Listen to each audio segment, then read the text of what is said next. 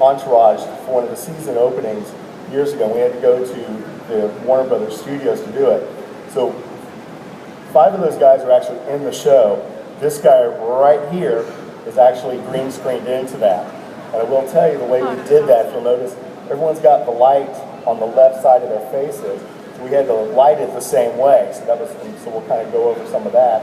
And then put them in and shrink the heads. I hate perspective that doesn't look right on chroma key, so always be sure to zoom back and forth to make sure heads fit. But anyway, just to show some of the things that we've done with green screen, and I'll show you some of my green screen photo booth stuff. I love doing steampunk, and there's several steampunk festivals in Dallas-Fort Worth, and this was actually my wife and I at the one we did called Steampunk Invasion, and that photo actually became our Christmas card for this last year. So just a regular photo from our photo booth was used in that.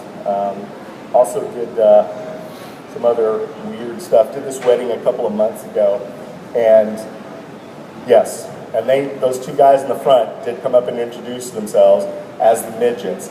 So it was the Clockwork Cabaret Carnival, and it was a wedding, and they hired me to do a photo booth and wanted green screen, and yeah, 3 of them did a photo together, and I said I have to get in there, so they didn't mind.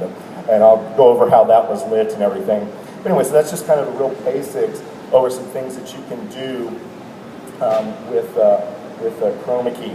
I have a PDF file. Unfortunately, we weren't able to get them printed, and I probably wouldn't have had enough anyway. I'm going to try to put this on our, I'll try to do a blog post on the Imaging Spectrum /blog, and I'll try to do a post with this PDF attached to it. And this PDF is just kind of a basic lighting and camera overview of how to set up chroma key. You know, some of the basics are how to light and how to light correct, and how to set your camera correctly. I will tell you some basics about photo booth. The closer the people are to the background, the more you're going to get what's known as reflective spill. And that's the light bouncing off the green screen onto the people. And that's usually distance from the subject to the background. So the further you can get them away, the better. 4 to 6 feet is great. However, reality says it's possibly going to be 2 feet. And again, it's just the way it usually works out. That area around the head is really bad, especially for blondes or balds. Balding, I bitch of a time doing it. Just kidding. But anyway, so just FYI, that reflective spill is part of the problem that happens just from the very nature of the background. It doesn't matter if it's polyester or paper or cotton or whatever, they still can have the same reflective characteristics. As far as cameras, the way you set your camera is really important. First of all, it's almost impossible to do good chroma key with your camera set on either automatic or program.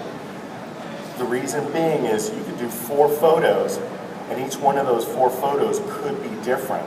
So and that's kind of difficult on the chroma key software, because you do want to go in and dial it in, and hopefully every photo will be the same. So, and again, this is in this PDF file, but basically DSLR camera. I mean, you can't do it with webcam, you can't do it with other cameras, but the easiest one is a DSLR camera. Set it on M for manual. That way you have full control of your lights. Set your white balance on your camera to your lights. If you're using, you know, flash or LEDs, that is going to be daylight, or the flash, the little symbol for the lightning bulb. If you're using tungsten, then you want to use the light bulb. Very important to set your white balance correct. Again, you set that white balance on auto, every single one of your photos could be different. So dial that in. ISO, this is all about exposure.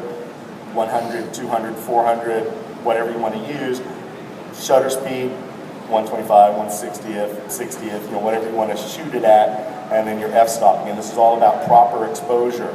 You know, and for those of you that came to my seminar yesterday about Photography 101, don't trust the back of your camera, don't trust your computer screen, do a print, do a photo. Make sure everything looks correct in the photo before you do anything else. It's just critical to do that. Now, we don't have a printer with us right now, so we're going to kind of break the rules, and we're going to check the exposure, just kind of looking at the screen. So that's all we have right now. Anyway, so that's just some of the basics on a camera. I'm going to do some different setups and bring in some photos, and Wally's going to be working the computer and showing you in darkroom how to knock those out, how to set the attributes, how to do things like that. So I'm going to come over here and just kind of talk a little bit about lighting. Is this on? Can y'all hear me still? Okay. Well, he's getting ready. I'll introduce myself. If you weren't at my seminar yesterday, I'm Wally. I work for Darkroom Software.